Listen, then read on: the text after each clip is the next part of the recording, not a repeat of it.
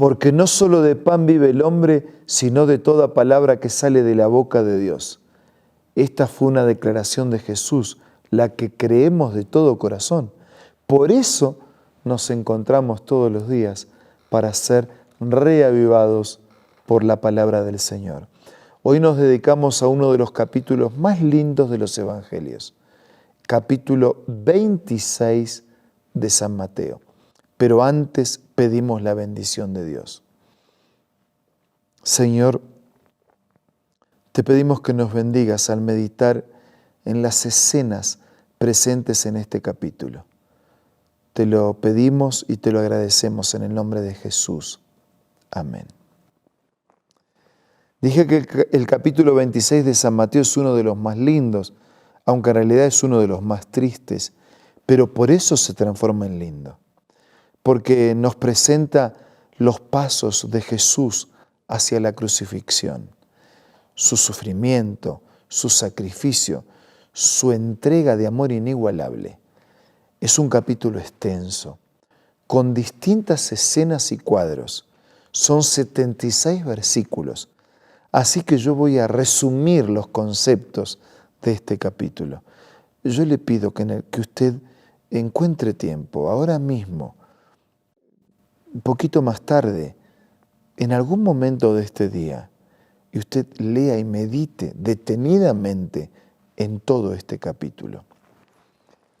El capítulo 26 de San Mateo comienza con la conspiración contra Jesús.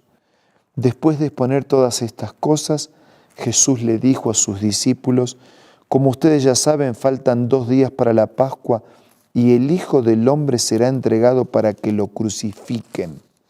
Los discípulos al principio no entendían eso.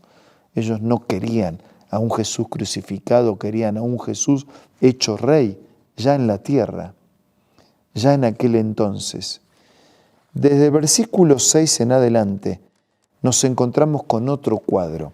Jesús es ungido en Betania, en la casa de Simón llamado el leproso. Una mujer se acercó con frasco de alabastro lleno de un perfume muy caro y lo derribó sobre la cabeza. Claro, y los discípulos y otros se pusieron un poco incómodos, pensando que ese era un desperdicio. Y Jesús dijo, versículo 10, ¿por qué molestan a esta mujer? Ella ha hecho conmigo una obra hermosa. Ustedes a los pobres siempre lo van a tener. Al derramar ella este perfume sobre mi cuerpo, lo hizo a fin de prepararme para la sepultura. Les aseguro que en cualquier lugar donde se predique este evangelio, se contará esta historia en memoria de lo que esta mujer hizo. La mujer pecadora estaba ungiendo por anticipado el cuerpo de Jesús que sería entregado por nuestra salvación. Los discípulos dudaban y pensaban que eso había sido un desperdicio. Versículo 14 en adelante nos encontramos el cuadro a través del cual Judas acuerda traicionar a Jesús. Fue al jefe de los sacerdotes, habló con ellos, hizo negocio. ¿Cuánto me dan si yo les entrego a Jesús? Decidieron pagarle 30 monedas de plata y desde entonces buscaba la oportunidad de entregarlo. Poco dinero para arruinar definitivamente una vida.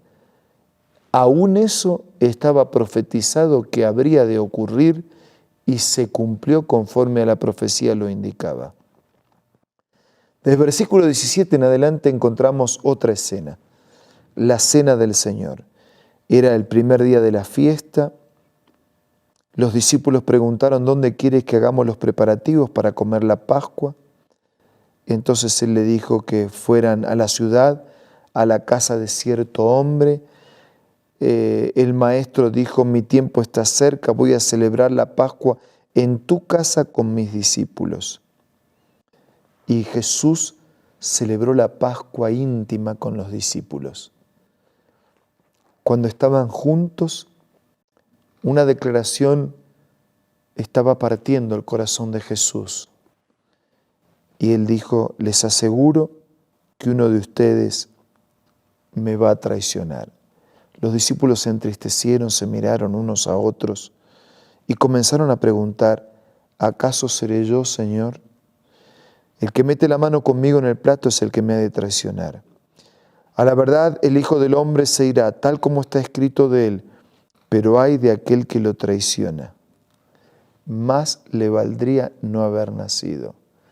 Jesús iba a dar su vida, de todas maneras, pero el que lo estaba traicionando estaba perdiendo la suya. ¿Acaso seré yo, Rabí?, le dijo Judas, el que lo iba a traicionar.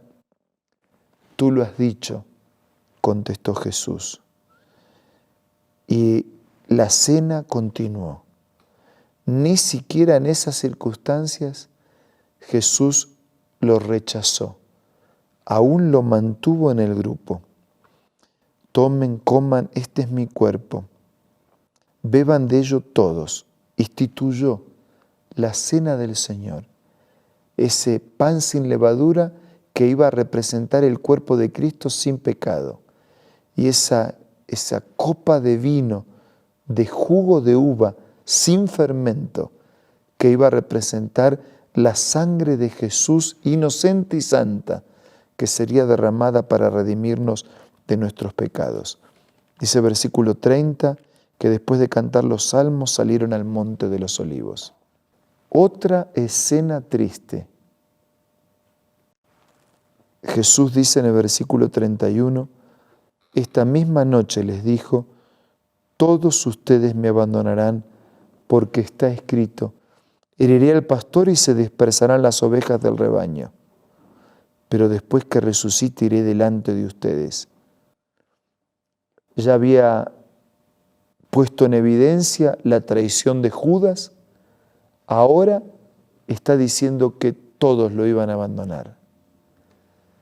Y en esa escena el impulsivo Pedro, como siempre, salta y dice, versículo 33, aunque todos te abandonen, declaró Pedro, yo jamás lo haré. Te aseguro, le contestó Jesús, que esta misma noche, antes de que cante el gallo, me negarás 3 veces. Aunque tenga que morir contigo, jamás te negaré, insistió Pedro, y los demás discípulos dijeron lo mismo. Pero todos sabemos que Pedro finalmente le negó. Solo que hubo una gran diferencia entre Judas y Pedro. Judas sintió remordimiento y se mató. Pedro sintió arrepentimiento y fue salvo. Desde el versículo 36 en adelante nos encontramos a Jesús orando en el Getsemaní. Gotas de sangre.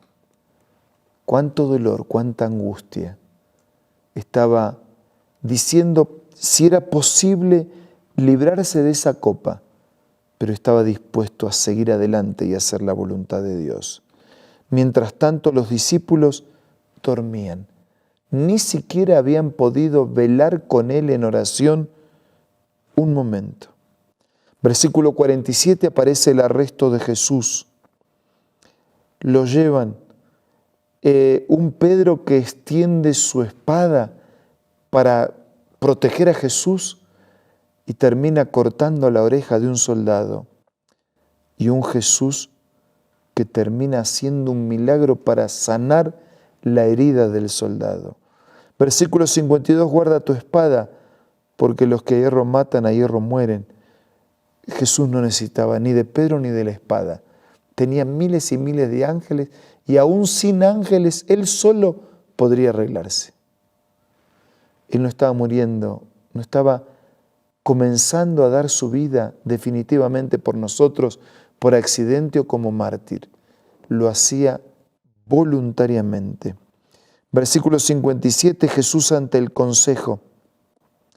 Cuando le preguntan y vuelven a preguntarle si era él el que había hablado palabras profanando el templo, cuando él no estaba hablando del templo físico, sino de que él daría su vida y que al tercer día sería levantado y resucitado. Por eso dice versículo 64, yo les digo a todos ustedes, de ahora en adelante verán al Hijo del Hombre sentado a la derecha del Todopoderoso y viniendo en las nubes de los cielos. Ha blasfemado, ¿qué más necesitamos? Ya tenemos pruebas suficientes para entregarlo. De versículo 69 se cumplió y Pedro terminó negando a Jesús. Con sus palabras, con su conducta, Dios mostró que no tenía nada que ver con el Hijo de Dios. Y el gallo cantó y Pedro recordó la advertencia amorosa que Jesús le había hecho. Dice el último versículo que cuando el gallo cantó, Pedro se acordó de lo que Jesús había dicho: antes de que cante el gallo me negarás 3 veces. Y saliendo de allí lloró amargamente. Judas, remordimiento, no sirvió para nada. Pedro, arrepentimiento, fue su salvación. Dice Elena de White que deberíamos dedicar como 1 hora diaria a la contemplación de la vida de Cristo, especialmente de las escenas finales. Lea todo este capítulo, medite en todo este capítulo que nosotros brevemente repasamos algunos momentos. Todo esto fue por ti, fue por mí, fue por nosotros. Murió, iba a morir, estaba camino a la cruz y camino al Calvario para salvarte, para salvarme, para salvarnos. Vamos a agradecer en la oración y vamos a comprometernos con ese amor.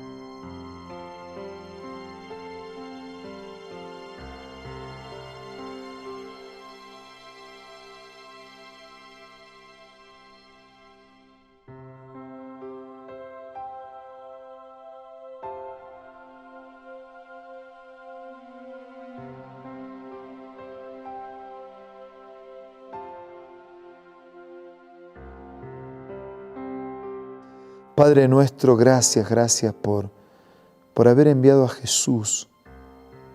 Tanto sufrimiento, tanto sacrificio para pagar la culpa de nuestro pecado, para que tuviéramos paz, perdón, salvación y eternidad.